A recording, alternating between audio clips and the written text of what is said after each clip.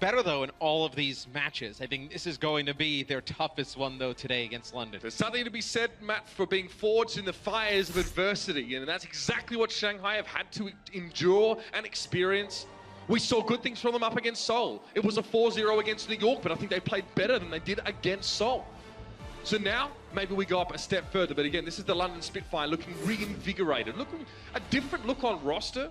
It was brought up there as well. We've got the Royal Roaders, the Jisoo Busan roster to come in here. Against Seoul, we saw a few different looks. We even saw the GC Busan team with Birdring in the mix. That seemed to be like their go-to, was you leave Birdring in for Hureg and you kind of sub in the other DPS player at times. But no, you keep those tanks, you keep those supports from that GC Busan roster, and it's got to be very difficult when you have a player like Birdring not to play him all the time. The guy is just insane on so many different heroes. And I'm told recently, well, at least Bishop came out and said, we have only recently actually had the capacity to have all 12 players in the facility playing at one time. So the whole point of the London Spitfire roster picking up 2 teams was to have them play each other internally. It's like a sister team set up. You have a bench of 6 players. You can mix and match them. And now they have a really good way to assess their preparedness or suitability for a certain game by just playing them against each other. That's the whole plan for the London Spitfire coming into this season. Well, it's great, right? Because you can practice a lot of strategies that you don't want to show other teams. You can try different looks against your own team.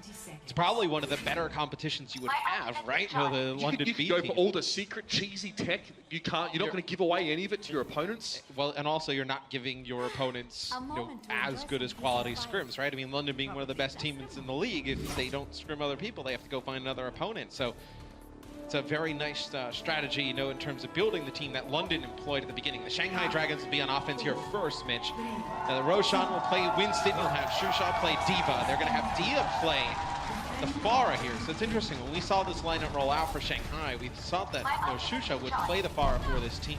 Yeah, I mean, he had in the past, he played it on Dorado, if I'm not mistaken, against the Seoul Dynasty, where they actually took that map. It was the last map of this series.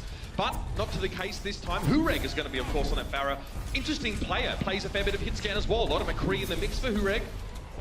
And we know he likes a bit of the bird now as well. So he is looking for Hureg pretty much primarily. As soon as he sees close enough to his crosshair, we'll find it. But Shusha gets desuited early on. So the Shanghai Dragons lose a lot of their engage potential. They also lose the ability to peel effectively for their backline. And Undead needs that defense matrix committed to him quite frequently. And I think you see Prophet in the roster for the London Spitfire here in game number 1, because you want to see potentially Genji on offense as we go into the second stage of the map. What can't they play? What can't they play with this lineup? Right, yeah, they can play everything with this lineup. Now, with Prophet being so good, I saw an article this morning, #1 ranked Genji and Tracer in the league thus far. Oh, speaking of which, gives them a lot of options. Roshan's going to go down early, so again, Shanghai lose an engage piece. They're tanks that are bearing the brunt of the early trades of damage here. And that's all well and good to have your tanks take damage, but if you're not using that, the space created by your tanks to get damage of your own, then you're going to be locked into this kind of scenario. Now, London can get a bit more aggressive. Only been 2 kills so far in this match, Matt, but they've been impactful. Yeah, and you're not even really charging your Valkyrie. Oh, it's Prophet getting 2 with a pulse bomb.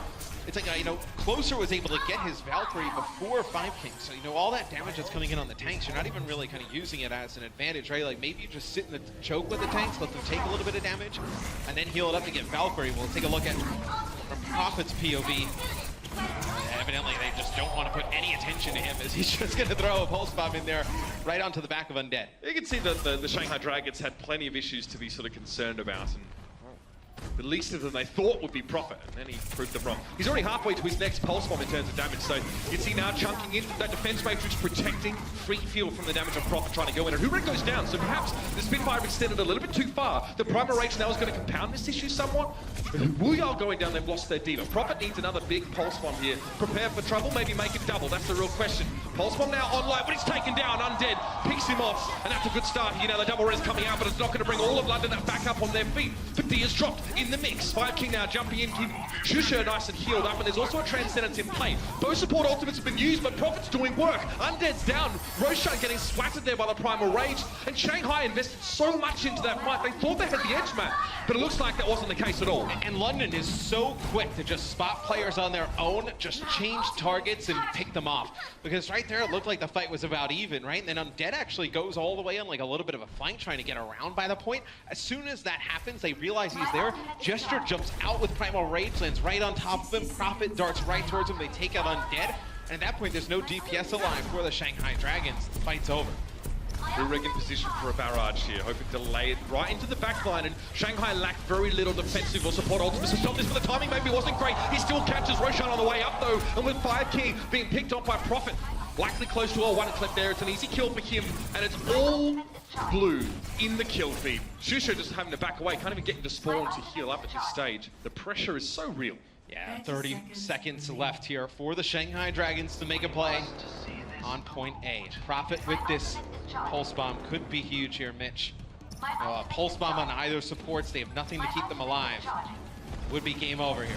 Prophet now knows the back line is over to his left. He sees Undead peek, he's looking for him. King's also presented as a Pulse Bomb, doesn't quite land though. It's dropped in the middle of a bit of a field goal, but Prophet's still there to get the damage done. He's not going to give up yet, hasn't recalled out of the fight, and he's helping the damage on towards Roshan, who's fallen. So now the Shanghai Dragons are missing. Now Winston, they can't even get to the point, they're zoned off.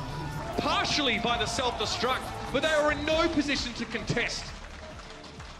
Well, what I love too from the London Spitfire is, you know, the tanks from Shanghai, they would move in through the choke, right? Because London was pretty much giving up the choke outside of some Pharah damage that was coming down. Occasionally, Gesture would sort of dip his toe in the water and Prophet might move up. Well, what I liked was is that when they would move through the choke, the DPS for the Shanghai Dragons would just kind of stay by the choke because they expect, you know, Gesture and Prophet to jump on the tanks as soon as they come through.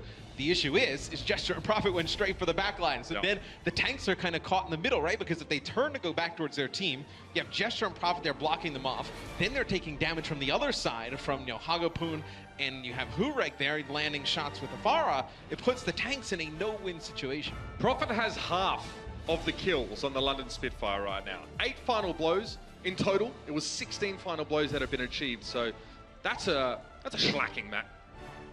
It was not pretty. It was not pretty there for Shanghai, but now they'll have their chance to hold on defense. We see them come out here at the start. Looks like you'll see Roshan play Orisa, and you'll see... Shaders on the return. Ah, you can read it. Yeah. Okay, I have my graphics turned down low in game because I just kind of like the smoothness, so I never really got to read that. I didn't acknowledge it because I didn't know what it meant, so that's what I do most of the time. I just acknowledge, I don't acknowledge things I don't mean. But you'll have a Shusha play Roadhog, so you have the halt and hook combination. Then you have Dia will play Pharah again. He has to be very careful because Prophet most likely will stay on the Widowmaker just to get a shot out of the spawn, right? Yeah, so if he goes over the top of the building, no, it'd be bad to get on Dia, to drop. It'd be even worse for Fire King to fall. Yeah. It's a direct counter because Dia's going to try and get an early pick off with 2 rockets just shot at the spawn doorway. So generally speaking, if you run out and you're not aware of this, you're going to eat 2 rockets and probably killed off. We see it happen quite a lot. So Prophet's hoping for this. Hasn't spotted Dia though. I think he didn't look over towards that left-hand side. Dia also playing fairly safe. We'll see what Prophet does. He swap off. Yeah, he goes back to the spawn. He'll go over to Tracer. So okay. They're going to wait for him to come back, then you'll start to see the push comes in from London. So defensive Pharah gives you the bonus and splash damage of a Junkrat with a bit more safety about being up in the air and also giving your Mercy a spot to go to. Looks like the fight's already started though. Undead met Gesture there. Fan the Hammer would have chucked him down pretty low, but Hurek responds. And now we are, look at him. He's in there like swimwear, Matt, straight into the back line, looking for a chance to live upon Fire King or at least pressure further. He's not doing much defensive play on this D.Va right now. You know, he's not defense matrixing his back line. He was looking to try and find a support, but London pull up a little bit short in the first engagement here. Prophet's still here though, just causing trouble on the point. You're going to get both tanks into action here for the London Spitfire. See Gesture. Okay. Well, I expected Roshan to move forward there, and he did not. That'll be London taking that number 1. No, somebody get the Dragons some Java. We need him up here in the morning. I know it's early. But they were forced off the point again. But they weren't really forced off the point. Well, they allowed themselves